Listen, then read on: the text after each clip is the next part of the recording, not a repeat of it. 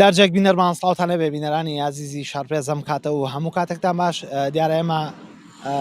لە ئێستادا لە نزیک ماڵی لاهوری شێخ جەنگین دیار لە دوای ڕووداوەکانی هەشتی تەمووز و ئەو گرژی ئاڵۆزەی لە نێوان لاهوری شێخ جەنگی و پاڤڵ تاڵەبانی و سەرۆکی یەکێتی نیشتیمانی کوردستان ڕوویدا لە دوای ئەو گرژی و ئاڵۆزیانەی وە لەپاڵ ئەو هەوڵانەی کە هەبوون بۆ ئاساییکردنەوەی دۆخی نێوخۆی یەکێتی نیشتیمانی کوردستان لە ماوەی ڕابردووە تاوەکو ئێستا چەندین جار لە ڕێگەی جوڵاندنی هێزەوە بۆ نزیک ماڵی لاهوری شێخ جەنگی چەندین جار هێزی جۆربەجۆر لە نزیکی ماڵی لاهوری شێخ جەنگی جێگیر کران و هەندێک جار هەوڵی ئەوە هەبوو کە لە ڕێگەی هێزانەوە هێرش بکرێتە سەر ماڵی لاهوری شێخ جەنگی و چەندین بازگەی جۆربەجۆر بۆ ڕێگریکردن لەو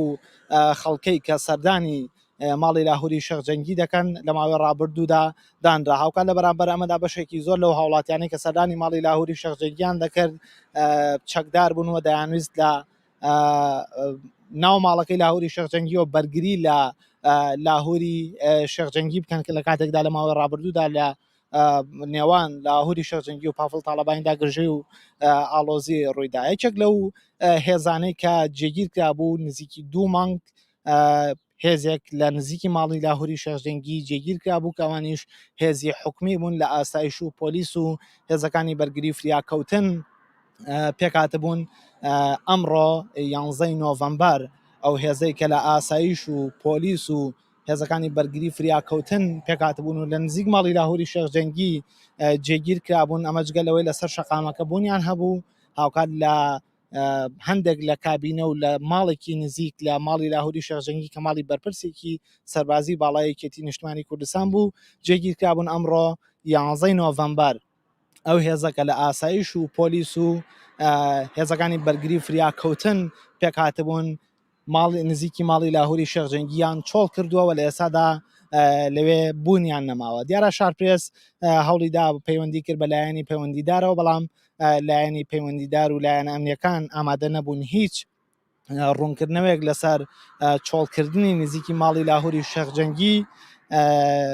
بدەن لەلایەن ئەو هێزە حکومێکە لە ئاسایش و پۆلیس و هێزەکانی بەرگری فریاکەوتنەوە پێک هاتبوون بەپێی ئەو زانیاریانەی کە دەستی شارپرێس کەوتووە لە دوای ئەوەی کە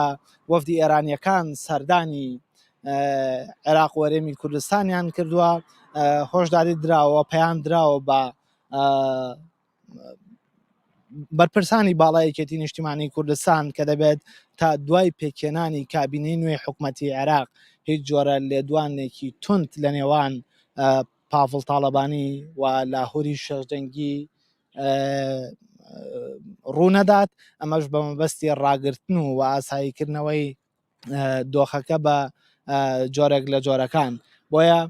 لە ئێستادا ئەو هێزانەی کە لە دەوری ماڵی لاهوری شێخ جەنگی بوون ئێستا ئەو شوێنیان چۆڵ کردووە و لە ئێستادا جگەل لە هەندێک چەکداری تایبەت یاخود لە هێزەکان نزیکی ماڵی لاهوری شێخ جەنگی کە تایبەتن بە لاهوری شێخ جەنگی پاسەوانەکانی لاهوری شێخ جەنگی کە لە نزیک ماڵەکەین هیچ هێزێکی تر لە نزیکی ماڵی لاهوری شێخ جەنگیە بوونی نەماوە و هیچ هێزێکە بە شێوەی جێگیر و کە بە شێوەی گەڕۆک لە دەوری ماڵی لاهوری شێخ جەنگیدا بوون نەماوەی ڕابردوودا لە ئێستادا بوونیان نەماوە دیارەمەش لە دوای ڕووداوەکانی هەشتی تەمووز و ئەو گرژی و ئاڵۆزیانی کە لە نێوان لاهوری شێخ جەنگی و پاڤڵ تاڵەبانی لە ڕێکەوتی هەشتی تەمووز ڕوویاندا چەند هەوڵەکە بوون بۆ ئاساییکردنەوەی دۆخی نێوان لاهوری شێخ جەنگی و پاڤڵ تاڵەبانی و دۆخی یەکێتی نیشتیمانی کوردستان بە شێوەیەکی گشتی لە دوای ئەوەی کە ئەو هێزانەی لە دۆری ماڵی لاهوری شێخ جەنگی جێگیرکران ئەماش چەند جارێک چاودێران ئەوانەی کە چاودێری وردی دۆخەکەیان دەکرد مەترسی پێکدادانیان لە نێوان ئەو هێزانە و ئەو کەسانەی کە لە دەوری ماڵی لاهوری شێخ جەنگی و لە نێو ماڵی لاهوری شێخ جەنگیدا بۆ پاسەوانیکردن لە ماڵی لاهوری شێخ جەنگی و سەلامەتی لاهوری شێخ جەنگی چوونە ئەوێ مەترسی پێکدادانیان لە نێوان ئەم دوو هێزەدا پێشبینی کردبوو بەڵام لە ئێستادا ئەوەی کە دەبینرێت هیچ هێزێکی ئەمنی و سەربازی لە نزیکی ماڵی لاهوری شێخ جەنگیدا بوونی نەماوە.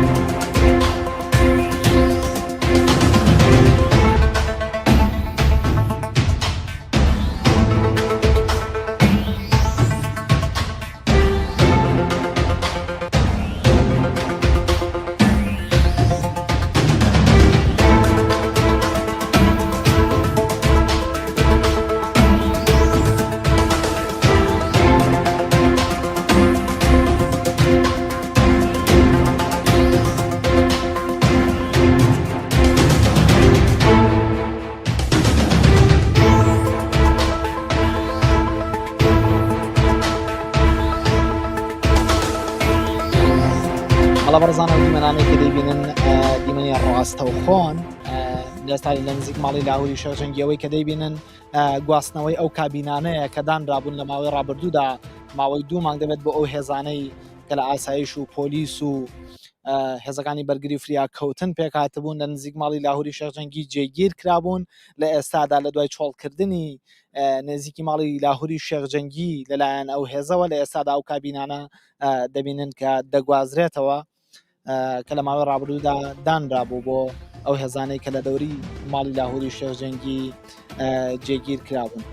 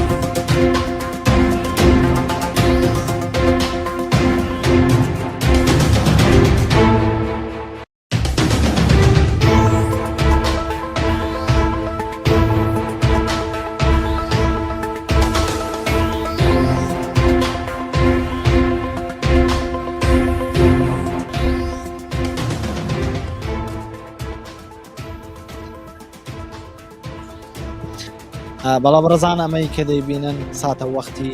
گواستنەوەی ئەو کابینانەیە کە ئەو هێزە سەربازی و ئەمنیانەی یاخودە و هێزە حکمیانەی کە لە ئاسایش و پۆلیس و هێزەکانی بەرگری و فریاکەوتن پێکات بوون لە دەوروبەری ماڵی لاهوری شێخ جەنگی جێگیر کرابوون لە دوای چۆڵکردنی ئەو شوێنە لە ئێستادا ئەو کابینانە کە لە ئێستادا بە شەوەیەکی ڕاستەوخۆ بۆتان دەگوازینەوە لێستادا ئەو کابینانە لا دەبرێن و هیچ هێزێکی سەربازی جگەل لە پاسەوانەکانی لاهوری شێخ جەنگی و ماڵی لاهوری شێخ جەنگی کە لە دەوروبەری ماڵەکەین لە ئێستادا هیچ هێزێکی ئەمنی و سەربازی لە دەوروبەری ماڵی لاهوری شێخ جەنگیدا بوونی نەماوە. ئەمەش شارپرس لە دوای بەدووادا چوونەکانی لە سەرچاوەیەکی دیار و باڵای ناخۆیەکێتی نیشتیمانی کوردستانەوە کە پێڕاگەیاندین دیارە دوایەوە کە ئێرانیەکان سەردانی سلێمانیان کردەوە بە بەرپرسانی باڵای یەکێتیان ڕاگەیاندووە کە نابێت تا دوای پێکێنانی کابینەی حکومەتی عێراقی نابێت هیچ لێدوانێکی تند و هیچ گرژی و ئاڵۆزیەک لە نێوان لاهوری شێخ جەنگی و پاڤڵ تاڵەبانی و لەسەر دۆخی نێوخۆیەکێتی نیشتیمانی کوردستان نابێت هیچ گرژی و ئاڵۆزیەک و هیچ لێدوانێکی تند و دژبەیەک ئاراستەی یەک بکەن.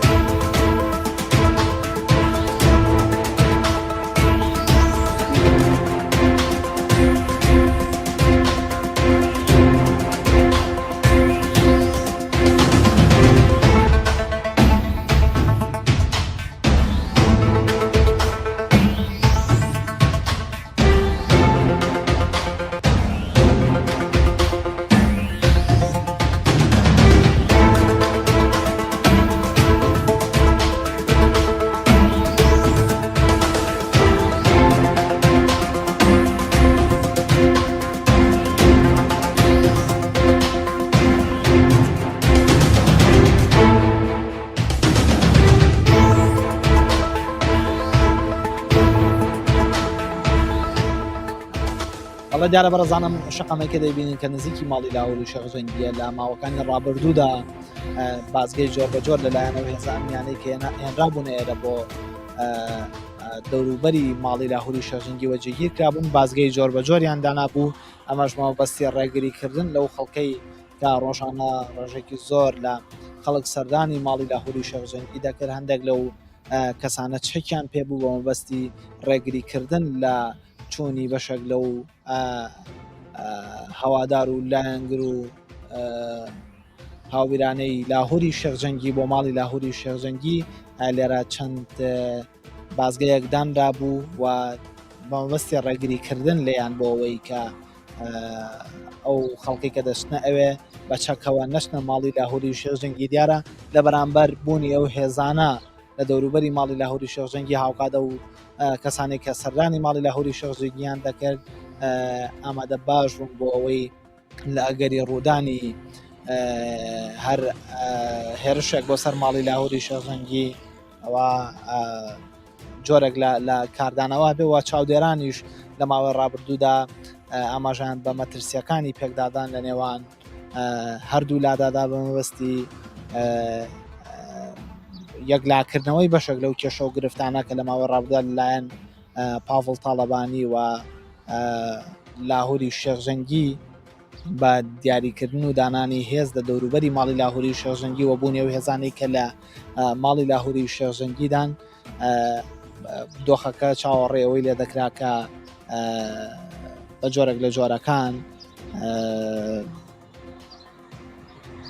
بە جۆرێک لە جۆرەکان دۆخەکە بەرەو مەترسیدارتر بڕوە و گرژی و ئاڵۆزی زیاتر لە نێوان هەردوو لادا دروست بێت.